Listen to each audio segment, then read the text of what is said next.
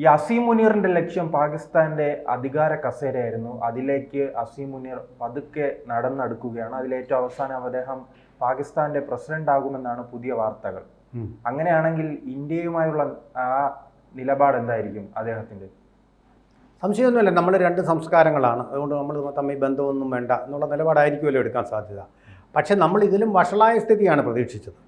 Azeem Muneer field മാർഷലായി, അതോടുകൂടി അദ്ദേഹം അധികാരം അങ്ങ് പിടിച്ചെടുക്കും. അങ്ങനെയാണല്ലോ അവിടുത്തെ ഒരു പതിവ്, അവിടുത്തെ ജനാധിപത്യം അങ്ങനെയാണല്ലോ. പട്ടാള ഭരണ മേധാവികൾ അങ്ങ് പിടിച്ചെടുക്കുക. ഒരു യുദ്ധത്തിൽ തോറ്റു കഴിഞ്ഞാൽ പട്ടാള ഭരണ മേധാവി, അത് ഭൂട്ടോ ആയാലും ശരി ആരായാലും ശരി തന്നെ, പട്ടാള ഭരണ മേധാവികൾ അധികാരത്തിൽ വരിക. ഭൂട്ടോയെ തൂക്കിക്കൊന്നു, പട്ടാള ഭരണ മേധാവി അധികാരത്തിൽ വന്നു, അഴിമതിയൊക്കെ നടത്തിയിട്ടുണ്ട്. ആർക്കെതിരെ കേസ് ചമയ്ക്കാൻ വയ്യാത്ത? ഇതുപോലെ ഇപ്പോൾ ഇമ്രാൻഖാൻ ജയിലിൽ കിടക്കുക. അയാളുടെ കക്ഷിയാണ് ഏറ്റവും കൂടുതൽ വോട്ടുകൾ സീറ്റുകൾ നേടിയത്. അയാളെ പിടിച്ച് ജയിലിലിട്ടിട്ടാണ് ഇപ്പോൾ ഇവരെല്ലാം കൂടെ, ഭൂരിപക്ഷം ഇല്ലാത്തവരെല്ലാം കൂടെ ചേർന്നൊരു മുന്നണി ഉണ്ടാക്കി അഡ്ജസ്റ്റ്മെൻറ്റ് ഭരണം നടത്തുന്നത്. ഇപ്പോൾ ആട്ട വാങ്ങിക്കാൻ നിവൃത്തിയില്ലാതെ ആളുകൾ കരയുക. ഇവിടെ സ്വർണത്തിൻ്റെ വില എത്രയാണോ അത്രയാണ് അവിടുത്തെ ആട്ടയുടെ വില എന്ന് മാത്രം. ആട്ട എന്ന് പറയുന്ന സാധനം കിട്ടാനുമില്ല. പിന്നെ ഭരിക്കുന്നവർക്കൊക്കെ വിദേശ രാജ്യങ്ങളിൽ നിന്നൊക്കെ ഈ സാധനങ്ങളൊക്കെ എത്തുന്നുണ്ട്. ഇപ്പം ഞാൻ കേട്ടിട്ടുള്ളത് ഷഹബാസ് അവിടുത്തെ പ്രധാനമന്ത്രിയായിട്ടുള്ള ഷഹബാസ് അസീസ് അവിടെ പണവും അതുപോലെ സ്വർണവും അതുപോലെ എല്ലാ പാണ്ടക്കെട്ടുകളുമായിട്ട് കരുതിയിരിക്കുക. ഏത് നിമിഷവും ഈ പട്ടാള ഭരണമേധാവി അധികാരമേറ്റ ഫീൽഡ് മാർഷൽ അധികാരത്തിലേക്ക് വന്നാൽ, യൂസർപ്പ് ചെയ്യുക എന്ന് പറയും, അധികാരം പിടിച്ചെടുത്താൽ, ഒരു കൂ ഉണ്ടായാൽ, അതായത് പട്ടാള അട്ടിമറി ഉണ്ടായാൽ നാട് വിടാൻ തയ്യാറായിട്ട് ടിക്കറ്റും ബുക്ക് ചെയ്തിരിക്കുകയാണെന്ന്, ഓപ്പൺ ടിക്കറ്റ്, അതുകൊണ്ട് എപ്പോൾ വേണമെങ്കിലും പോകാം എന്നുള്ളതാണ് ഞാൻ അറിയുന്ന കാര്യം. കാരണം അത് എപ്പോൾ വേണമെങ്കിലും സംഭവിക്കാം. പാകിസ്ഥാനിലെ സ്ഥിരം പരിപാടിയാണ്. അത് സംഭവിക്കുന്നതല്ല നമ്മളെ അത്ഭുതപ്പെടുത്തുക. സംഭവിക്കാതെ ഇത്രയും കാലം ഇരുന്നല്ലോ. ഒരു യുദ്ധം തോറ്റു വെണ്ണീറായി കഴിഞ്ഞിട്ടും ഇങ്ങനൊരു സംഭവം, ഒരു രാഷ്ട്രീയ ചലനം, ഒരു ഭൂമി കുലുക്കം അവിടെ ഉണ്ടാവാത്തതിലാണ് നമുക്ക് അത്ഭുതമുള്ളത്. എന്തായാലും ഇപ്പോൾ അല്ലാത്ത രീതിയിൽ തന്നെ പ്രസിഡൻ്റ് ആകാൻ വേണ്ടിയിട്ടുള്ള ഒരു മോഹം പ്രകടിപ്പിച്ചിരിക്കുകയാണ് ഇപ്പോൾ അസീം മുനീർ എന്ന് പറയുന്ന പട്ടാള ഭരണ മേധാവി. എനിക്ക് തോന്നുന്നത് ട്രംപിനെ കാണാൻ പോയി ഒരു ഉച്ചഭക്ഷണത്തിൽ അവരൊന്നിച്ചപ്പോൾ എടുത്തൊരു തീരുമാനം കൂടിയായിരിക്കാൻ ഇടയുണ്ട്.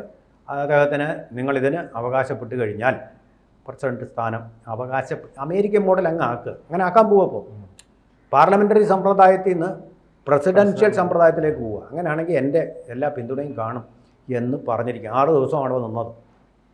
അങ്ങനെ പറഞ്ഞതുകൊണ്ട് എന്നാൽ പിന്നെ ആ ഒരു പിടിക്കാം, അട്ടിമറിയൊന്നും വേണ്ട, നീ ഇങ്ങനെ അങ്ങ് പോയാൽ മതി, ഞാൻ പറഞ്ഞ് ശരിയാക്കിക്കോളാം. അങ്ങനെയാണല്ലോ ട്രംപിൻ്റെ രീതി. ട്രംപ് ഇപ്പോൾ പറഞ്ഞിരിക്കുന്നത് അവിടുത്തെ വ്ളാഡിമിറിനോട് പറഞ്ഞിരിക്കുന്നത്, സെലൻസ്കിയോട് പറഞ്ഞിരിക്കുന്നത്, നിങ്ങൾ മോസ്കോയ്ക്കെതിരെ മിസൈൽ അയക്കുക, ഞാൻ തരാം എന്ന് പറഞ്ഞ പോലെ നിങ്ങളൊരു കാര്യം ചെയ്യുക, ഷഹബാസ് ഷെരീഫിനോടൊന്നും വഴക്കിനൊന്നും പോകണ്ട, നിങ്ങൾ പ്രസിഡൻ്റായിട്ട് ഉള്ള സ്ഥാനം ചോദിക്കുക, എന്നിട്ട് ഭരണഘടനയെ അങ്ങ് മാറ്റിയാൽ മതി.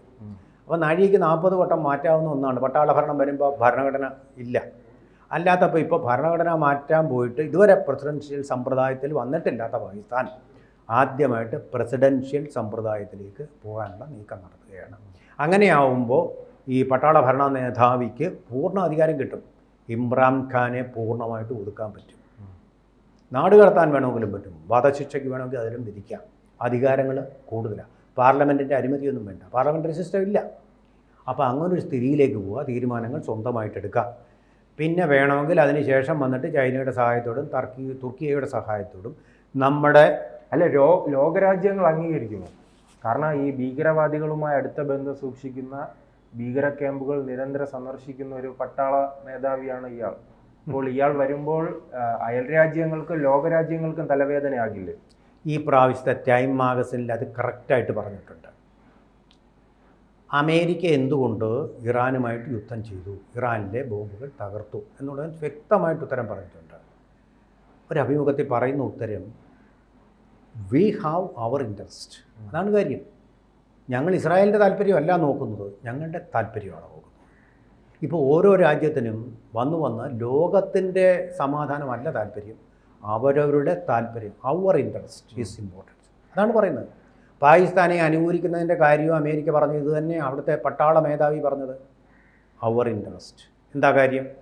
അഫ്ഗാനിസ്ഥാനെ ഒതുക്കാൻ പാകിസ്ഥാനെ വേണം. അതാണ് അവരുടെ ഇൻട്രസ്റ്റ്. ഇതിപ്പോൾ ഇസ്രായേലിനെ സഹായിക്കാനല്ല ഇത് ചെയ്തത്. എന്തുകൊണ്ടാണ്? ഇറാൻ ഉടൻ ഒരു ആണവ ബോംബ് ഉണ്ടാക്കും. ബോംബ് ഉണ്ടാക്കി കഴിഞ്ഞാൽ അറേബ്യൻ രാജ്യങ്ങളിലെ അവരുടെ ഉണ്ടല്ലോ, സൈനിക താവളങ്ങൾ 19 രാജ്യങ്ങളിലുണ്ട്. ആ താവളങ്ങൾ മുഴുവൻ ഭീഷണിയിലാവും. ആണവ പോർമുനയുള്ള ഒരു മിസൈൽ അയച്ചാൽ മതി, തീർന്നു. അമേരിക്കയുടെ ഗൾഫ് മേഖലയിലെ ആധിപത്യം ഉണ്ടല്ലോ, അതവിടെ അവസാനിക്കും. ആ താല്പര്യം മുന്നിൽ കണ്ടുകൊണ്ടാണ് ഇസ്രായേൽ ഡ്രോണുകൾ അയച്ചപ്പോൾ ഇവർ ബോംബുകൾ അയച്ചുകൊണ്ട് ഇറാനെ തകർക്കാൻ ശ്രമിച്ചത്. അമേരിക്കയുടെ ഇൻട്രസ്റ്റ് അല്ല, ലോകരാജ്യങ്ങളുടെ സമാധാനം, ഇന്ത്യയുടെ കാര്യം നോക്കിയല്ല. ഇന്ത്യയെ ഭീകരാക്രമണം നടക്കുന്നെങ്കിൽ നടക്കട്ടെ, നമുക്ക് പാകിസ്ഥാനെ വിടാൻ വയ്യ. ഇതാണ് അവരുടെ താല്പര്യം. ആ താല്പര്യം ലോകരാജ്യങ്ങളെല്ലാം ഇപ്പോൾ അവരുടെ താല്പര്യം നോക്കൂ. പാകിസ്ഥാനുമായിട്ടൊരു വഴക്കിന് ആരും പോവുകയില്ല. ഇന്ത്യക്കെതിരായിട്ട് അവർ ക്യാമ്പുകൾ നടത്തുന്നു എന്ന് പറഞ്ഞിട്ട് അവർക്ക് ഭീഷണിയായിട്ട് വരുമ്പോൾ മാത്രമേ അവരനങ്ങത്തുള്ളൂ. അതുകൊണ്ട് തന്നെ ലോകം അംഗീകരിക്കാൻ ആ സാധ്യത. ഇപ്പോൾ തന്നെ കണ്ടില്ലേ, റഷ്യൻ ഗവൺമെൻറ് താലിബാൻ ഭരണകൂടം എന്ന് പറഞ്ഞാൽ 6 വയസ്സുള്ള കുട്ടിയെ 80 വയസ്സുള്ള ആൾ കഴിഞ്ഞ ദിവസം വിവാഹം കഴിച്ച ആ രാജ്യത്ത്, ആ അപരിഷ്കൃതമായ ഗോത്ര സംസ്കാരമുള്ള രാജ്യത്ത് താലിബാൻ കൃത്യമായി ഇടപെട്ടു. 3 വർഷം കൂടെ അപ്പോൾ താലിബാൻകാർ പറഞ്ഞു, എടാ ഈ 6 വയസ്സുള്ള ഒക്കത്ത് വെച്ചുകൊണ്ടാണല്ലോ ഇനി എന്തിങ്ങനെ കാര്യങ്ങളൊക്കെ നടക്കുമെന്ന് വെച്ച് കഷ്ടമുണ്ട്. നമ്മുടെ കൊച്ചുമക്കൾ അയാളുടെ പേരക്കിടാങ്ങളുടെ പ്രായമുള്ള കുഞ്ഞിനെ കല്യാണം കഴിച്ചിരിക്കുക, ദ്രോഹി. അതുപോട്ടെ, എന്നിട്ട് പറഞ്ഞു ഒരു 5 വർഷം കൂടെ കാക്ക് നിയമിച്ചു. 9 വയസ്സ് വരെ ഇത് വാക്കാലുള്ളതാണ്. ഇയാളിനെ കല്യാണം കഴിച്ചിരിക്കുക, മെഹറും കൊടുത്തിരിക്കുക, വിലയ്ക്ക് വാങ്ങിയിരിക്കുക.